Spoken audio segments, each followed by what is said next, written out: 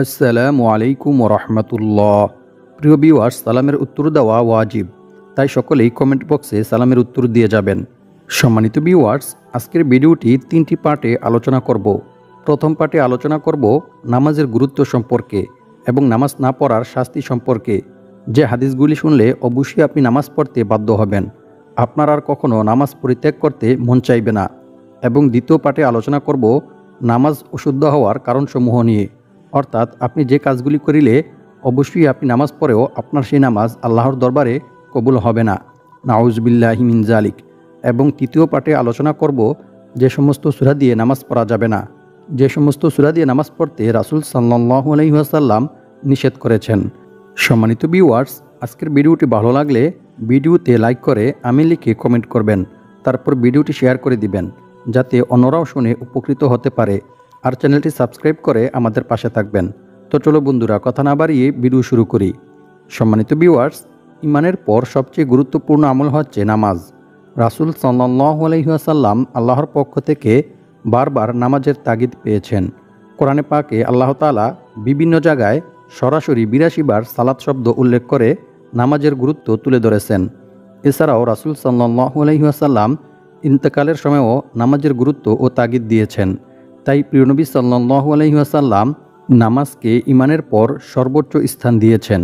সম্মানিত ভিউয়ার্স, রাসূল সাল্লাল্লাহু আলাইহি ওয়াসাল্লাম নামাজের গুরুত্ব ও ফায়দা সম্পর্কে সাহাবায়ে কেরামদের নিকট অসংখ্য অগণিত হাদিস বর্ণনা করেছেন।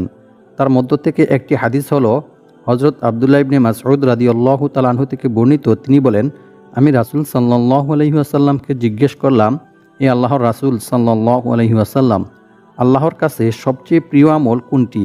রাসূল সাল্লাল্লাহু আলাইহি ওয়াসাল্লাম বললেন, নামাজ। বুখারী শরীফ ও মুসলিম শরীফ।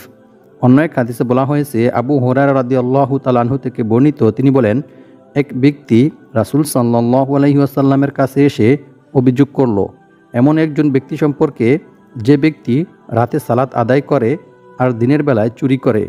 তখন রাসূল সাল্লাল্লাহু আলাইহি ওয়াসাল্লাম বললেন, তুমি যা বলেছ যদি তা সত্য হয়, তাহলে তার নামাজ শীঘ্রই তাকে এই অন্যায় কাজ থেকে বিরত রাখবে। সুবহানাল্লাহ। মুসনাদে আহমদ, হাদিস নং ৯৭৭৮। সুতরাং এই হাদিস দ্বারা বোঝা গেল, যদি কোনো ব্যক্তি নিয়মিত নামাজ আদায় করে তাহলে তার নামাজ তাকে সমস্ত অন্যায় কাজ, পাপাচারী কাজ থেকে দূরে সরিয়ে আনে। সুবহানাল্লাহ।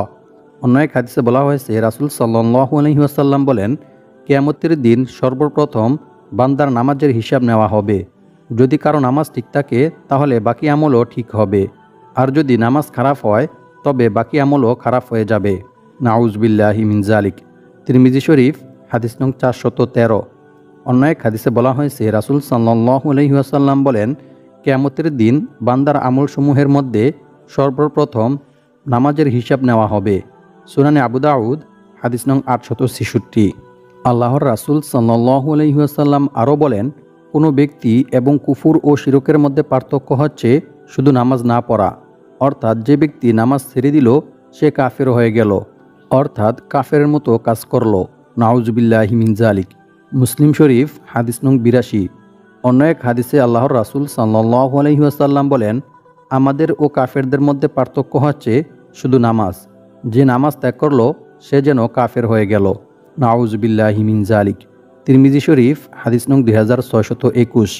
আল্লাহ তাআলা নামাজ ত্যাগকারীকে দুনিয়ার জীবনে সব কাজের বরকত থেকে মাহরুম বঞ্চিত করেন। হযরত আব্দুল্লাহ ইবনে ওমর রাদিয়াল্লাহু তাআলা আনহু বলেন, রাসূল সাল্লাল্লাহু আলাইহি ওয়াসাল্লাম বলেছেন, যে ব্যক্তি আসরের সালাত কাজা হয় তার পরিবার, পরিজন ও ধন সম্পদ সবই যেন ধ্বংস হয়ে গেল। মুসলিম শরীফ, হাদিস নং ১৩০৪। অন্য এক হাদিসে বলা হয়েছে, রাসূল সাল্লাল্লাহু আলাইহি ওয়াসাল্লাম বলেছেন, যে ব্যক্তি নিয়মিত ৫ ওয়াক্ত নামাজ যত্নের সঙ্গে আদায় করবে, সময় মতো আদায় করবে, কিয়ামতের দিন এ নামাজ তার জন্য আলো তথা নূর হবে, আর তার ঈমান ও ইসলামের জন্য দলিল হবে এবং তার নাজাতের উসিলা হবে। আর যে ব্যক্তি গুরুত্বের সঙ্গে নিয়মিত নামাজ আদায় করবে না, কিয়ামতের দিন, কিয়ামতের ভয়ঙ্কর সময়ে ওই পরিস্থিতিতে নামাজ তার জন্য আলো তথা নূর হবে না, তার কোনো দলিলও থাকবে না এবং সে আযাব থেকে রেহাইও পাবে না, অর্থাৎ সে জাহান্নামে প্রবেশ করবে। নাউজুবিল্লাহি মিন জালিক। সুনানে আবু দাউদ, হাদিস নং ৬৫৭৬। সুতরাং এই হাদিস দ্বারা বোঝা গেল, যে ব্যক্তি নিয়মিত নামাজ আদায় করবে আল্লাহ তাআলা তাকে জাহান্নামের আযাব থেকে মুক্তি দিবেন এবং তাকে জান্নাতে প্রবেশ করাবেন। সুবহানাল্লাহ, আল্লাহু আকবার। সম্মানিত ভিউয়ার্স, প্রিয় নবী সাল্লাল্লাহু আলাইহি ওয়াসাল্লাম নামাজের গুরুত্ব বোঝাতে হাদিসের মাধ্যমে একটি উপমা প্রদান করেছেন। হযরত আবু যর গিফারি রাদিয়াল্লাহু তাআলা আনহু থেকে বর্ণিত, তিনি বলেন, রাসূল সাল্লাল্লাহু আলাইহি ওয়াসাল্লাম এক সময় শীতকালে বাহিরে কোথাও তাশরিফ আনলেন। তখন গাছের পাতা ঝরার মৌসুম ছিল। রাসূল সাল্লাল্লাহু আলাইহি ওয়াসাল্লাম গাছের একটি ঢাল ধরে হাত দিয়ে লাড়া দিলেন, ফলে তার পাতা আরও বেশি ঝরতে লাগলো। অতঃপর রাসূল সাল্লাল্লাহু আলাইহি ওয়াসাল্লাম বললেন, হে আবু যর। আমি বললাম, হে আল্লাহর রাসূল সাল্লাল্লাহু আলাইহি ওয়াসাল্লাম, আমি উপস্থিত। তখন রাসূল সাল্লাল্লাহু আলাইহি ওয়াসাল্লাম বললেন, মুসলিম বান্দা যখন আল্লাহর সন্তুষ্টির জন্য নামাজ আদায় করে তখন তার অন্তর থেকে পাপসমূহ এভাবে ঝরে পড়ে যায়, যেমনিভাবে এই গাছের পাতা ঝরে পড়েছে। সুবহানাল্লাহ, আল্লাহু আকবার। মুসনাদে আহমদ। সম্মানিত ভিউয়ার্স, নামাজই একমাত্র ইবাদত যার মাধ্যমে মানুষ দুনিয়ার সব কাজ ছেড়ে শুধুমাত্র আল্লাহর জন্য নিবেদিত হয়ে যায়। এই নামাজই মানুষকে দুনিয়ার সমস্ত পাপ এবং গুনাহ থেকে ধুয়ে মুছে পাক পবিত্র করে দেয়, দুনিয়ার সব অন্যায় অবিচার থেকে হেফাজত করে। আল্লাহ তাআলা বলেন, ইন্নাস সালাতা তানহা আনিল ফাহশাই ওয়াল মুনকার। নিশ্চয়ই সালাত অন্যায় ও অশ্লীল কাজ থেকে মানুষকে বিরত রাখে। সূরা আনকাবুত আয়াত নং ৪৫। আবু হুরায়রা রাদিয়াল্লাহু তাআলা আনহু থেকে বর্ণিত, তিনি বলেন, এক ব্যক্তি রাসূল সাল্লাল্লাহু আলাইহি ওয়াসাল্লামের কাছে এসে অভিযোগ করল, অমুক ব্যক্তি রাতে সালাত আদায় করে আর দিনের বেলায় চুরি করে। রাসূল সাল্লাল্লাহু আলাইহি ওয়াসাল্লাম বললেন, তুমি যা বলেছ, অর্থাৎ তার নামাজ তা শীঘ্রই তাকে এই অন্যায় থেকে বিরত রাখবে। মুসনাদে আহমদ হাদিস নং ৯৭৭৮। সম্মানিত ভিউয়ার্স, নামাজের প্রতি যত্নবান হওয়া মুমিন মুসলমানদের ইমানের দাবি ও ফরজ ইবাদত। নামাজি ব্যক্তি হলো সফল, যার সুস্পষ্ট বর্ণনা দিয়েছেন স্বয়ং রাসূল সাল্লাল্লাহু আলাইহি ওয়াসাল্লাম নিজে। এক হাদিসে বলা হয়েছে, নামাজের একামত শুনলে তোমরা ধীরস্থির হয়ে শান্তভাবে মসজিদে বা জামাতে প্রবেশ করো, তাড়াহুড়া করো না। ইমামের সঙ্গে নামাজের যতটুকু অংশ পাও ততটুকু পড়ে নাও, আর যে অংশটুকু ছুটে যায় তা একা পূর্ণ করে নাও। তাড়াহুড়া করে এসে জামাতে নামাজ পড়া মাকরু। বুখারী শরীফ হাদিস নং ৬৩৬৩। রাসূল সাল্লাল্লাহু আলাইহি ওয়াসাল্লাম আরও বলেন, আল্লাহর কসম, আমি শয়তানকে কাতারসমূহের ফাঁকা দিয়ে প্রবেশ করতে দেখেছি, যেন সে কালো ছাগলের বাচ্চা, অর্থাৎ বকরির বাচ্চার মতো সে কাতারের মাঝে প্রবেশ করে আর নামাজি ব্যক্তিকে ধোঁকা দিতে থাকে। কাজেই তোমরা দেয়ালের মতো কাতারগুলি মিলিয়ে দাঁড়াও। নাসাই শরীফ হাদিস নং ৮১৫। সম্মানিত ভিউয়ার্স, এখন আলোচনা করব নামাজের মধ্যে যে ভুলগুলি করিলে আপনি নামাজ পড়লেও আপনার নামাজ আল্লাহর দরবারে কবুল হবে না। রাসূল সাল্লাল্লাহু আলাইহি ওয়াসাল্লাম বলেন, যে ব্যক্তি কাতারের ফাঁকা বন্ধ করবে আল্লাহ তাআলা তার মর্যাদা বৃদ্ধি করে দিবেন। সুনান ইবনে মাজাহ হাদিস নং ৯৯৫। অন্য এক হাদিসে রাসূল সাল্লাল্লাহু আলাইহি ওয়াসাল্লাম বলেছেন, তোমরা সামনের কাতার আগে সম্পূর্ণভাবে পূর্ণ করো, তারপর পিছনের কাতার, এভাবে পর্যায়ক্রমে কাতারগুলো পূর্ণ করো, যাতে করে অপূর্ণতা যদি থেকে যায় তাহলে সেটা যেন সর্বশেষ কাতারই থাকে। সুনানে আবু দাউদ হাদিস নং ৪৭১। সম্মানিত ভিউয়ার্স, ইমামের সাথে রুকু পেলে সে ওই রাকাত পেয়ে গেল, কিন্তু অনেক মানুষ আছে রুকু না পেলে জামাতে শরিক না হয়ে অনেকে এমনি দাঁড়িয়ে থাকে। হাদিস শরীফের মধ্যে বলা হয়েছে, তোমরা ইমামকে যেভাবে পাও সেই অবস্থাতেই নামাজে শরিক হয়ে যাও, আর যতটুকু ছুটে গেছে তা জামাত শেষে আদায় করো। বুখারী শরীফ হাদিস নং ৬৩৬। সুতরাং ইমাম যদি সিজদাতে চলে যায় তাহলে আমাদেরকেও সিজদায় চলে যেতে হবে, তবে আমরা ওই রাকাতটি পাবো না। ওই রাকাত সালাম ফিরানোর পর আমাদেরকে আবার আদায় করতে হবে, কিন্তু দাঁড়িয়ে থাকা যাবে না। এটা রাসূল সাল্লাল্লাহু আলাইহি ওয়াসাল্লাম নিষেধ করেছেন। সম্মানিত ভিউয়ার্স, নামাজের এত গুরুত্ব থাকা সত্ত্বেও যে সমস্ত সূরা দিয়ে নামাজ পড়ার কারণে রাসূল সাল্লাল্লাহু আলাইহি ওয়াসাল্লাম রাগান্বিত হয়েছিলেন সেই সম্পর্কে একটু পরেই আপনাদেরকে জানিয়ে দেব। সম্মানিত ভিউয়ার্স, এখন আলোচনা করব যে সমস্ত ভুল করিলে আপনার নামাজ আল্লাহর দরবারে কবুল হবে না। আপনি যদি নামাজের মধ্যে এই ভুলগুলি করেন তাহলে আপনি নামাজ পড়লেও আপনার নামাজ আল্লাহর দরবারে কবুল হবে না। সম্মানিত ভিউয়ার্স, জামাতের সঙ্গে নামাজ আদায়ের প্রথম ধাপ হলো কাতার সোজা রেখে দাঁড়ানো। এটি খুবই গুরুত্বপূর্ণ। রাসূল সাল্লাল্লাহু আলাইহি ওয়াসাল্লাম বলেছেন, তোমরা অবশ্যই তোমাদের কাতার সোজা করে দাঁড়াবে, অন্যথায় আল্লাহ তাআলা তোমাদের মাঝে শত্রুতা ও মত ভিন্নতা সৃষ্টি করে দিবেন। বুখারী শরীফ হাদিস নং 717। অন্য এক হাদিসে বলা হয়েছে, হজরত উমর রাদিয়াল্লাহু তাআলা আনহু নামাজের কাতারগুলো সোজা ও ঠিকঠাক করার জন্য কিছু লোককে দায়িত্ব দিয়ে রাখতেন। যতক্ষণ না কাতার পুরোপুরি সোজা হতো ততক্ষণ তিনি তাকবীর বলতেন না। তিরমিজি শরীফ। সম্মানিত ভিউয়ার্স, হাদিসে কাতার সোজা না রাখার ব্যাপারে কঠোরভাবে সতর্কবাণী দেওয়া হয়েছে। সুতরাং নামাজে দাঁড়াতে হলে প্রথমেই কাতার সোজা করতে হবে। কাতারের মধ্যে ফাঁকা রাখা যাবে না, কাতার বেঁকা রাখা যাবে না। নাম্বার 4, সামনের কাতারে জায়গা ফাঁকা রেখে পিছনে দাঁড়ানো ঠিক নয়। নিয়ম হলো প্রথমে সামনের কাতার পূর্ণ করবে, এরপর পিছনে নতুন কাতার করবে। এভাবে সামনের কাতার ভরপুর হলে পর্যায়ক্রমে পিছনের কাতার গড়ে তুলতে হবে। জাবির ইবনু সামুরা রাদিয়াল্লাহু তাআলা আনহু থেকে বর্ণিত, তিনি বলেন, একদিন রাসূল সাল্লাল্লাহু আলাইহি ওয়াসাল্লাম নিজ হুজরাখানা থেকে বেরিয়ে এসে আমাদেরকে বললেন, ফেরেশতারা যেভাবে তাদের পালনকর্তার সামনে সারিবদ্ধ হয়ে দাঁড়ায়, তোমরা কেন সেভাবে সারিবদ্ধ হও না?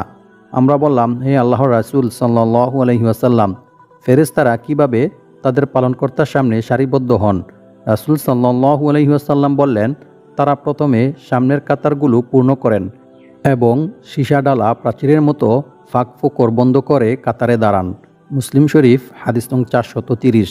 সুতরাং কাতারের মাঝখানে ফাঁকা রাখা যাবে না এবং কাতার বেঁকা করে এলোমেলো করে দাঁড়ানো যাবে না, বরং সারিবদ্ধভাবে কাতারের মাঝখানে ফাঁকা বন্ধ করে সামনের কাতার পূর্ণ করে পর্যায়ক্রমে দাঁড়াতে হবে। নাম্বার 5, কখনো কখনো দেখা যায় জামাত শুরু হয়ে যাওয়ার পর কেউ কেউ মসজিদে এসে তাকবীর বা রুকু পাওয়ার জন্য তাড়াহুড়ো করে পিছনে দাঁড়িয়ে যায়, অথচ তখনও সামনের কাতারে দাঁড়ানোর জায়গা ছিল। কেউ কেউ আবার একটু শারীরিক আরামের জন্য সামনের কাতার ফাঁকা রেখে পিছনে দাঁড়ায়, অথচ রাসূল সাল্লাল্লাহু আলাইহি ওয়াসাল্লাম বলেছেন, তোমরা সামনের কাতার আগে সম্পূর্ণভাবে পূর্ণ করো, তারপর এর পিছনের কাতার। এভাবে পর্যায়ক্রমে কাতারগুলো পূর্ণ করো, যাতে করে অপূর্ণতা যদি থেকে যায় তাহলে সেটা যেন সর্বশেষ কাতারেই থাকে। সুনানে আবু দাউদ হাদিস নং 471। সম্মানিত ভিউয়ার্স, জামাতে নামাজ পড়ার ক্ষেত্রে আমরা আরও একটি মারাত্মক ভুল করি। সেটা হলো ইমামের আগে রুকু সিজদা করে ফেলি বা ইমামের আগে রুকু এবং সিজদা থেকে দাঁড়িয়ে যাই। এটি একটি মারাত্মক ভুল। আবু হুরায়রা রাদিয়াল্লাহু তাআলা আনহু থেকে বর্ণিত, তিনি বলেন, রাসূল সাল্লাল্লাহু আলাইহি ওয়াসাল্লাম বলেছেন, তোমাদের মধ্যে কেউ কি এই বিষয় নিয়ে কোনো ভয় করে না যে কেউ তোমাদের ইমামের আগে তার মাথা উঠিয়ে নেয়, তখন আল্লাহ তাআলা তার মাথাকে গাদার মাথায় কিংবা তার আকৃতিকে গাদার আকৃতিতে পাল্টে দিতে পারেন? নাউযু বিল্লাহি মিন যালিক। বুখারী শরীফ হাদিস নং 691। সুতরাং কোনো অবস্থাতেই ইমামের আগে রুকু সিজদা থেকে মাথা উঠানো যাবে না, বরং ইমাম আল্লাহু আকবার বলিলে আল্লাহু আকবার শোনার পর তারপর রুকু থেকে সিজদা থেকে মাথা উঠাতে হবে। সম্মানিত ভিউয়ার্স, আরও কিছু মারাত্মক ভুল রয়েছে, যেমন সিজদার সময় বেশি হাত বাঁকিয়ে রেখে পাশের জনকে কষ্ট দেওয়া। এটা ঠিক নয়। খেয়াল রাখতে হবে একজনের কারণে যেন অন্যজনের নামাজে বিঘ্নতা না ঘটে, অন্যজনের যাতে কষ্ট না হয়।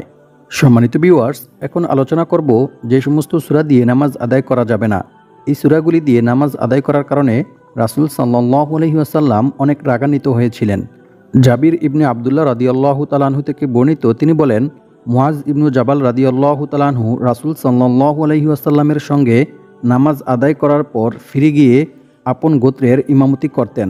মুআজ ইবনু জাবাল রাদিয়াল্লাহু তাআলা আনহু রাসূল সাল্লাল্লাহু আলাইহি ওয়াসাল্লামের সঙ্গে সালাত আদায় করার পর ফিরে গিয়ে তার নিজ গোত্রে ইমামতি করতেন। একদিন তিনি এশার সালাতে সূরা বাকারা পাঠ করেন। এতে এক ব্যক্তি জামাত থেকে বেরিয়ে যায়। এজন্য মুআজ রাদিয়াল্লাহু তাআলা আনহু তার সমালোচনা করলেন। এ খবর রাসূল সাল্লাল্লাহু আলাইহি ওয়াসাল্লামের নিকট পৌঁছালে তিনি 3 বার বললেন, ফাত্তান অথবা ফাতিন্না, বিশৃঙ্খলা সৃষ্টিকারী শব্দটি তিনি 3 বার বললেন। তারপর রাসূল সাল্লাল্লাহু আলাইহি ওয়াসাল্লাম তাকে আসওয়াতে মুফাসসালের 2টি সূরা পাঠের নির্দেশ দেন। আসওয়াতে মুফাসসাল হচ্ছে 30 পারার শেষের দিকের ছোট ছোট কিছু সূরা। আল্লাহর রাসূল সাল্লাল্লাহু আলাইহি ওয়াসাল্লাম তাকে সেই সমস্ত ছোট ছোট সূরাগুলি পড়ার নির্দেশ দেন।